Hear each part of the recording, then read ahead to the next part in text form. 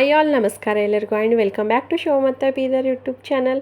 ಇವತ್ತಿನ ಟಾಪಿಕ್ ಬಂದುಬಿಟ್ಟು ಬೆಲ್ಲ ಕೇವಲ ಸಿಹಿ ಪದಾರ್ಥವಲ್ಲ, ಇದು ಶಕ್ತಿ, ಜೀರ್ಣಕ್ರಿಯೆ, ರೋಗ ನಿರೋಧಕ ಶಕ್ತಿ, ಒಟ್ಟಾರೆ ಹೇಳಬೇಕಂದ್ರೆ ಆರೋಗ್ಯಕ್ಕೆ ಸಹಾಯ ಮಾಡುವ ನೈಸರ್ಗಿಕ ಗುಣವನ್ನು ಹೊಂದಿದೆ ಈ ಬೆಲ್ಲ. ಸಕ್ಕರೆಗಿಂತ ಅನೇಕ ಖನಿಜಾಂಶಗಳು, ಪೋಷಕಾಂಶಗಳನ್ನು ಹೊಂದಿದೆ, ಹಾಗೆ ನೈಸರ್ಗಿಕ ಗುಣಗಳನ್ನು ಹೊಂದಿದೆ ಈ ಬೆಲ್ಲ. ಸಕ್ಕರೆಯಲ್ಲಿ ತುಂಬನೇ ಕೆಮಿಕಲ್ಗಳನ್ನು ಯೂಸ್ ಮಾಡಿರ್ತಾರೆ, ಆದರೆ ಬೆಲ್ಲ ನೈಸರ್ಗಿಕ ಪ್ರೋಟೀನ್ ಹೌಸ್ ಅಂತಲೇ ಕರಿಬಹುದು. ಬೆಲ್ಲವನ್ನು ಬರೀ ರುಚಿಗಷ್ಟೇ ಅಲ್ಲ, ಆರೋಗ್ಯದ ವೃದ್ಧಿಗೂ ಕೂಡ ನಾವು ಬಳಕೆ ಮಾಡಬಹುದು. ಸಣ್ಣ ಸಣ್ಣ ಕಾಯಿಲೆಗೆಲ್ಲ ನಾವು ಆಸ್ಪತ್ರೆಗೆ ಹೋಗೋ ಬದಲು ಮನೇಲೆ ಬೆಲ್ಲವನ್ನು ಅಮೃತದಂತೆ ಯೂಸ್ ಮಾಡಿಕೊಂಡ್ರೆ ತುಂಬಾ ಕೆಲಸವನ್ನು ಮಾಡುತ್ತೆ. ಹಾಗೆ ಇಮ್ಯುನಿಟಿ ಬೂಸ್ಟರ್ ಆಗಿ ಈ ಬೆಲ್ಲ ಕೆಲಸ ಮಾಡುತ್ತೆ ಅಂತಲೇ ಹೇಳ್ಬೋದು. ಇಂದಿನ ಈ ವಿಡಿಯೋದಲ್ಲಿ ನಮ್ಮ ಅಡುಗೆ ಮನೆಯಲ್ಲಿ ಸಾಮಾನ್ಯವಾಗಿ ಬಳಸುವ ಬೆಲ್ಲದ ಬಗ್ಗೆ ತಿಳಿದುಕೊಳ್ಳೋಣ ಬನ್ನಿ ಫ್ರೆಂಡ್ಸ್. ಸಕ್ಕರೆಗೆ ಹೋಲಿಸಿದರೆ ಬೆಲ್ಲ ಹೆಚ್ಚು ನೈಸರ್ಗಿಕ ಆಹಾರವೆಂದು ಪರಿಗಣಿಸಲಾಗಿದೆ. ಇದು ಕೇವಲ ಸಿಹಿಯನ್ನು ನೀಡುವುದಷ್ಟೇ ಅಲ್ಲದೆ ಕೆಲವು ಪೋಷಕಾಂಶಗಳನ್ನು ಒದಗಿಸುತ್ತದೆ. ಬೆಲ್ಲದಲ್ಲಿ ಇರುವ ಪೋಷಕಾಂಶಗಳನ್ನು ನೋಡೋದಾದರೆ ಕಬ್ಬಿಣ, ಕ್ಯಾಲ್ಸಿಯಂ, ಪೊಟ್ಯಾಸಿಯಂ, ಮ್ಯಾಗ್ನೇಷಿಯಂ, ಸ್ವಲ್ಪ ಪ್ರಮಾಣದಲ್ಲಿ ಖನಿಜಗಳು ಹಾಗೆ ಕಾರ್ಬೋಹೈಡ್ರೇಟ್ಗಳನ್ನು ಹೊಂದಿದೆ.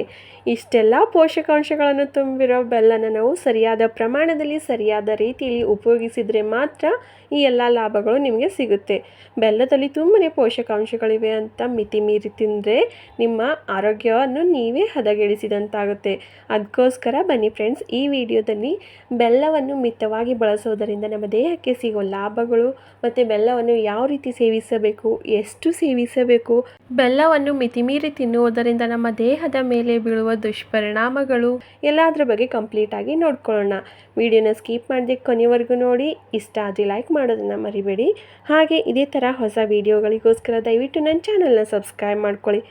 ಮೊದಲನೇದಾಗಿ ಬೆಲ್ಲವನ್ನು ಮಿತಿಯಲ್ಲಿ ತಿನ್ನುವುದರಿಂದ ನಮ್ಮ ದೇಹಕ್ಕೆ ಸಿಗುವ ಲಾಭಗಳನ್ನು ನೋಡೋದಾದರೆ, ಬೆಲ್ಲದಲ್ಲಿರುವ ಕಾರ್ಬೋಹೈಡ್ರೇಟ್ಗಳು ದೇಹಕ್ಕೆ ತಕ್ಷಣ ಶಕ್ತಿಯನ್ನು ಒದಗಿಸುತ್ತವೆ.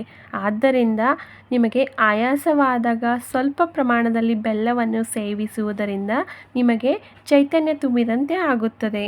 ಹಾಗೆ ಫ್ರೆಂಡ್ಸ್, ಊಟದ ನಂತರ ಸ್ವಲ್ಪ ಪ್ರಮಾಣದಲ್ಲಿ ಬೆಲ್ಲವನ್ನು ತಿನ್ನುವ ಅಭ್ಯಾಸ ಮಾಡಿಕೊಳ್ಳುವುದು ಒಳ್ಳೆಯದು. ಇದರಿಂದ ನಿಮ್ಮ ಜೀರ್ಣಕ್ರಿಯೆಗೆ ತುಂಬಾ ಸಹಾಯಕವಾಗುತ್ತದೆ.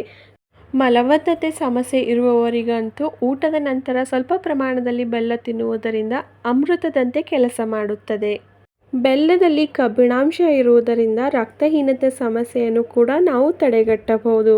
ಮಿತ ಪ್ರಮಾಣದಲ್ಲಿ ಬೆಲ್ಲ ದಿನನಿತ್ಯ ಸೇವಿಸುವುದರಿಂದ ರಕ್ತವು ಶುದ್ಧಿಯಾಗುವುದರ ಜೊತೆಗೆ ರಕ್ತದಲ್ಲಿ ಹಿಮೋಗ್ಲೋಬಿನ್ ಮಟ್ಟವನ್ನು ಕೂಡ ಹೆಚ್ಚಿಸಲು ಸಹಾಯ ಮಾಡುತ್ತದೆ. ಬೆಲ್ಲದಲ್ಲಿರುವ ಕೆಲವು ಖನಿಜಾಂಶಗಳು ಮತ್ತು ಆ್ಯಂಟಿ ಆಕ್ಸಿಡೆಂಟ್ಗಳು ದೇಹದ ರೋಗ ನಿರೋಧಕ ಶಕ್ತಿಯನ್ನು ಹೆಚ್ಚಿಸುವುದಷ್ಟೇ ಅಲ್ಲದೆ ದೇಹದಲ್ಲಿರೋ ವಿಷಕಾರಿ ಅಂಶಗಳನ್ನು ಹೊರಹಾಕಲು ಸಹಾಯ ಮಾಡುತ್ತವೆ. ಬೆಲ್ಲದ ನಿಯಮಿತ ಸೇವನೆಯಿಂದ ನಿಮ್ಮ ಆರೋಗ್ಯವನ್ನು ನೀವು ಕಾಪಾಡಿಕೊಳ್ಳಬಹುದು. ಈ ಮಳೆಗಾಲ ಮತ್ತು ಚಳಿಗಾಲ ಬಂದರೆ ಸಾಕು, ಚಿಕ್ಕವರಿಂದ ದೊಡ್ಡವರೆಗೂ ಎಲ್ರಿಗೂ ಶೀತ, ಕೆಮ್ಮು, ಗಂಟಲು ಕಟ್ಕೊಳ್ಳೋದು ಈ ಥರ ಎಲ್ಲ ಶುರುವಾಗುತ್ತೆ. ಆದ್ದರಿಂದ ನಿಯಮಿತವಾಗಿ ಬೆಲ್ಲ ಮತ್ತು ಶುಂಠಿಯನ್ನು ಸರಿಯಾದ ಪ್ರಮಾಣದಲ್ಲಿ ಸೇವಿಸುವುದರಿಂದ ಗಂಟಲಿನ ಕಿರಿಕಿರಿ ಆಗಿರ್ಬೋದು, ಶೀತ, ಕೆಮ್ಮು ಈ ಥರ ಚಿಕ್ಕ ಪುಟ್ಟ ಕಾಯಿಲೆಗಳನ್ನು ನೀವು ಆಸ್ಪತ್ರೆಗೆ ಹೋಗದೇನೆ ಮನೆಯಲ್ಲೇ ಬಗೆಹರಿಸಿಕೊಳ್ಳಬಹುದು. ಮಳೆಗಾಲ ಮತ್ತು ಚಳಿಗಾಲದಲ್ಲಿ ತಂಪನೆಯ ವಾತಾವರಣ ಇರುತ್ತದೆ. ಆದ್ದರಿಂದ ಬೆಲ್ಲ ದೇಹಕ್ಕೆ ಉಷ್ಣತೆಯ ಅನುಭವವನ್ನು ನೀಡುವುದರಿಂದ ಈ ಶೀತ, ಕೆಮ್ಮು, ಗಂಟಲು ಕಟ್ಕೊಳ್ಳೋದು ಈ ಥರ ಸಣ್ಣ ಪುಟ್ಟ ಕಾಯಿಲೆಗಳನ್ನು ನಾವು ಮನೆಯಲ್ಲೇ ಬಗೆಹರಿಸಿಕೊಳ್ಳಬಹುದು.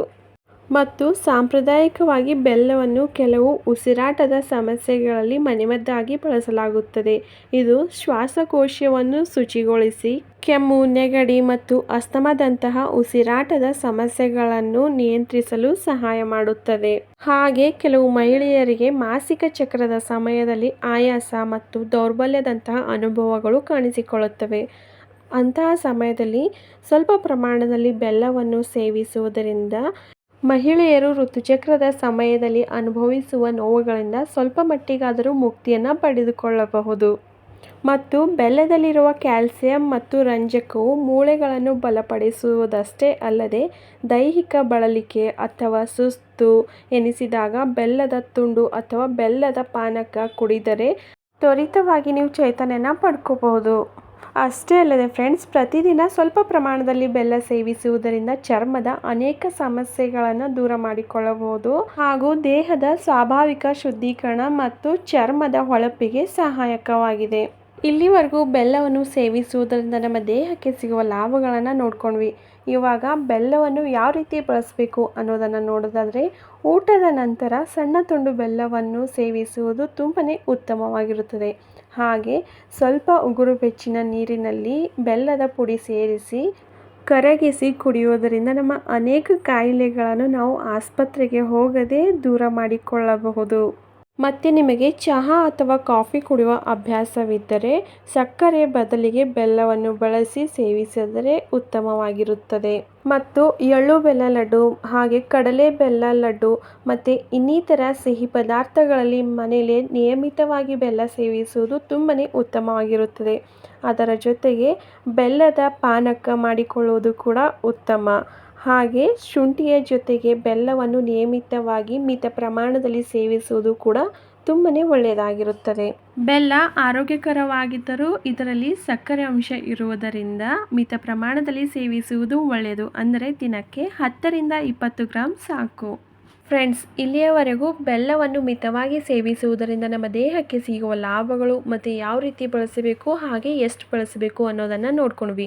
ಇವಾಗ ಬೆಲ್ಲವನ್ನು ಮಿತಿಮೀರಿ ಬಳಸುವುದರಿಂದ ನಮ್ಮ ದೇಹದ ಮೇಲೆ ಬೀಳುವ ದುಷ್ಪರಿಣಾಮಗಳು ನೋಡೋದಾದರೆ, ಬೆಲ್ಲದಲ್ಲಿ ಕ್ಯಾಲೋರಿಗಳು ಹೆಚ್ಚಾಗಿರುವುದರಿಂದ ಮಿತಿಮೀರಿ ಬೆಲ್ಲ ತಿನ್ನುವುದರಿಂದ ನೀವು ತೂಕವನ್ನು ಕೂಡ ಹೆಚ್ಚಿಸಿಕೊಂಡಂತಾಗುತ್ತದೆ. ಅಷ್ಟೇ ಅಲ್ಲದೆ ಮಧುಮೇಹ ಇರುವವರಂತೂ ಎಚ್ಚರಿಕೆಯಿಂದ ಅಥವಾ ವೈದ್ಯರ ಸಲಹೆ ಪಡೆದು ಅನಂತರ ಸೇವಿಸುವುದು ಒಳ್ಳೆಯದು.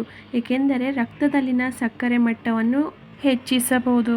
ಹಾಗೆ ಹೆಚ್ಚು ಸಿಹಿ ಆಹಾರಗಳಂತೆ ಬೆಲ್ಲವೂ ಸಹ ಹಲ್ಲುಗಳ ಮೇಲೆ ಪರಿಣಾಮ ಬೀರಬಹುದು. ಅಂದರೆ ಹಲ್ಲಿನ ನೋವು, ಈ ಥರ ಹಲ್ಲಿನ ಅನೇಕ ಸಮಸ್ಯೆ ಇರುವವರಂತೂ ನಿಯಮಿತದಲ್ಲಿ ಮಿತಿಯಲ್ಲಿ ಸೇವಿಸುವುದು ಒಳ್ಳೆಯದಾಗಿರುತ್ತದೆ. ಅಷ್ಟೇ ಅಲ್ಲದೆ ಫ್ರೆಂಡ್ಸ್, ಅತಿಯಾಗಿ ಬೆಲ್ಲ ತಿನ್ನುವುದರಿಂದ ಹೊಟ್ಟೆ ಉಬ್ಬರ, ಹೊಟ್ಟೆ ನೋವು, ಅಸ್ವಸ್ಥತೆ ಇಂತಹ ಹೊಟ್ಟೆ ಸಂಬಂಧಿತ ಅನೇಕ ಸಣ್ಣ ಪುಟ್ಟ ಕಾಯಿಲೆಗಳು ಕಾಣಿಸಿಕೊಳ್ಳಬಹುದು.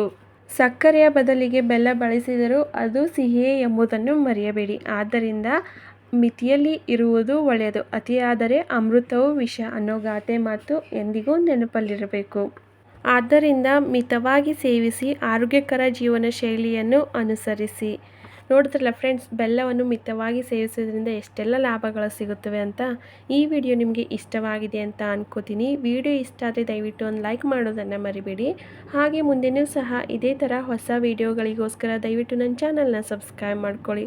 ನಾನು ಸಿಗ್ತೀನಿ ಮುಂದೆ ಹೊಸ ವಿಡಿಯೋದೊಂದಿಗೆ. ಅಲ್ಲಿವರೆಗೂ ಬಾಯ್, ಟೇಕ್ ಕೇರ್.